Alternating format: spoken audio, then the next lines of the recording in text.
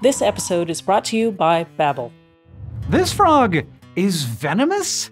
And so is this one. They both have skin that secretes a toxin more lethal than some snake bites, which gives them a powerful means of self-defense. And that actually might sound to you like a lot of other frogs out there, but those frogs are just poisonous. Plenty of frogs can be poisonous. What sets these guys apart are the bony spines on their snouts that allow them to break the skin of would-be predators and introduce toxins into their attacker's bloodstream. And this makes them the first species of truly venomous frogs that we know of. And they do it via headbutt.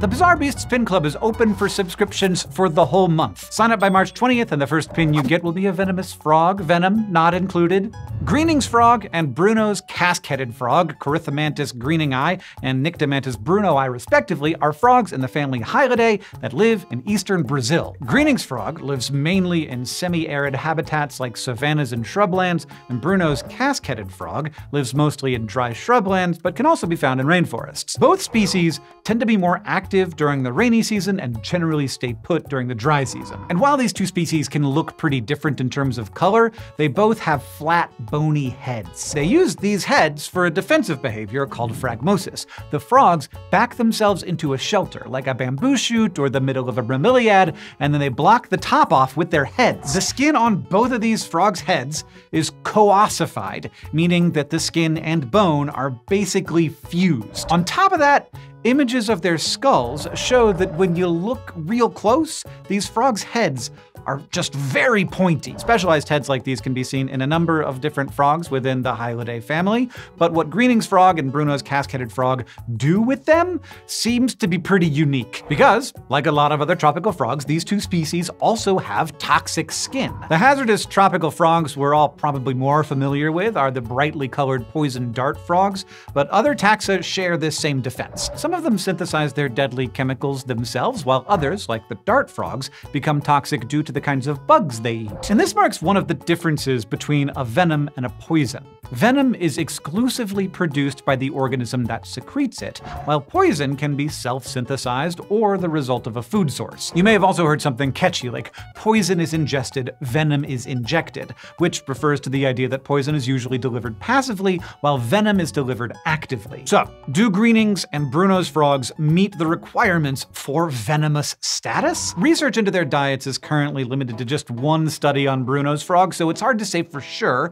whether they make the toxins entirely on their own or with some bug assistance. What we do know is that both frog species have a method of actively delivering their chemical cocktails, enough so that the research team who discovered this fact officially characterized them as for sure venomous. And given how they reached this conclusion, I'm not one to argue, which brings us back to those cool frog heads. When they're in a tight spot, both species will flex their necks toward the threat in order to hit them with the pointier parts of their nose and noggin, pushing the tiny spines through their own skin. They have a lot more toxin glands there than other areas of their skin, so the potential predator is guaranteed a chemically bad time. And the way the research team learned this was pretty direct.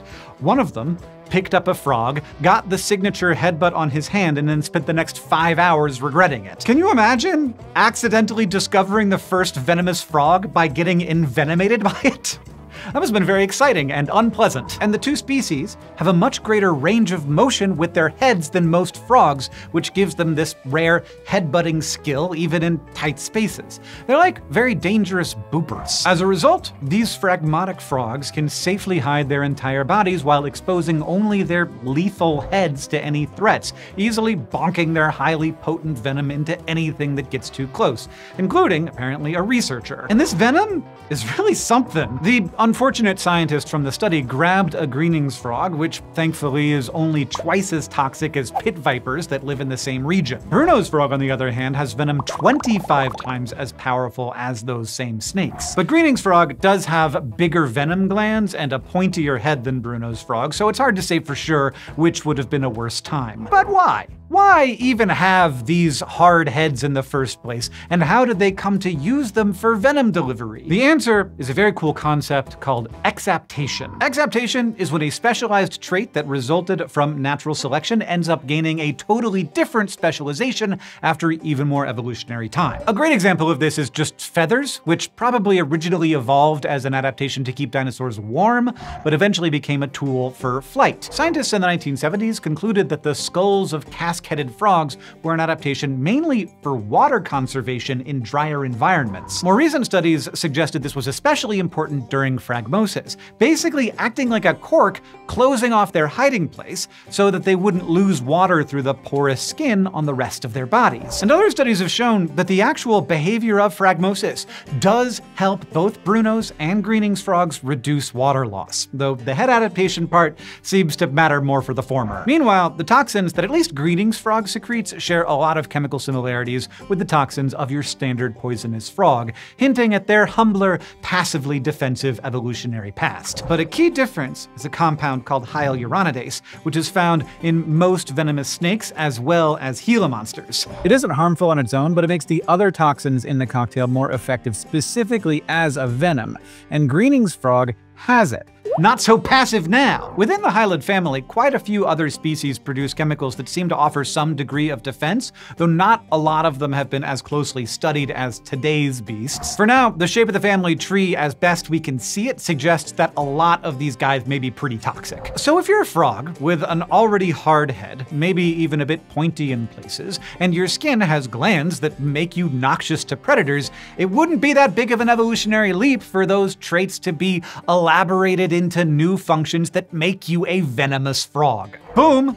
Exaptation. The similarities between the skulls of this family of frogs means that a lot of them might be capable of the same headbutting behavior as Greening's and Bruno's frogs. In other words, a lot of their relatives might be venomous too. Further research is needed here, but signs point to us increasingly finding out that our slimy friends may have more surprises in store for us. What makes these two frogs so bizarre to us is the fact that they have evolved an active system for delivering extra specialized toxins into would-be attackers, making them venomous, not just poisonous. Basically, they're weird because we don't think of frogs as venomous, which is why you just go pick them up in the forest, but it turns out you gotta watch out! And as is often the case, our surprise at any creature's cool abilities has less to do with the animals themselves and more to do with how little we knew about them to begin with. From what researchers have learned about Greening's frog and Bruno's casque-headed frog, they have concluded that venomous amphibian species are probably a lot more common than we think. That realization just took a little bit of hands-on help from one of these boneheaded beasts. Sign up for the Pin Club at BizarreBeastShow.com to help keep this channel going, and if you want a frog to be your first pin, sign up by March 20th. There's actually 2 frogs on this pin, and it's a lovely pin. And now for some bonus facts. These 2 frogs actually aren't our first encounters with amphibians being kind of venomous in weird ways. If you've been a Beasts fan since the beginning, you might remember the Iberian ribbed newt, whose bizarre defensive mechanism is literally piercing its own sides with its ribs while secreting a toxic substance from its skin. And if that toxic substance made it onto its ribs, which then poked into a predator, it would be doing a very similar thing to this episode's frogs. An even more obscure, possibly venomous amphibian from our March 2024 episode is the Sicilian. In a study from 2020, researchers found that saliva of Sicilians has enzymes in it that are also found in the venoms of critters like snakes and scorpions, though they are not exclusive to venom. And much like this episode's frogs and the newt, Sicilians don't inject their possibly venomous saliva through hollow fangs, they just bite and their teeth happen to be coated in the saliva. So it seems like this combination of pointy bits plus poison may be more common in amphibians than we thought.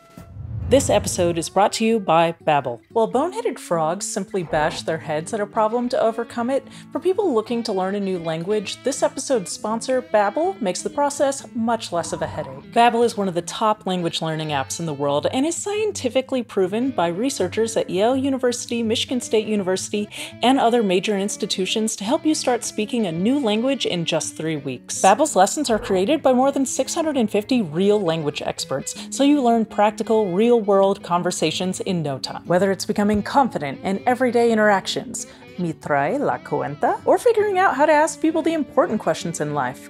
¿Dónde puedo encontrar ranas? What's more, Babbel offers a 20-day money-back guarantee for users who decide it's not the right fit. Just write to customer service within 20 days for a full refund. Click the link in the description box or scan the QR code to get 60% off your Babbel subscription.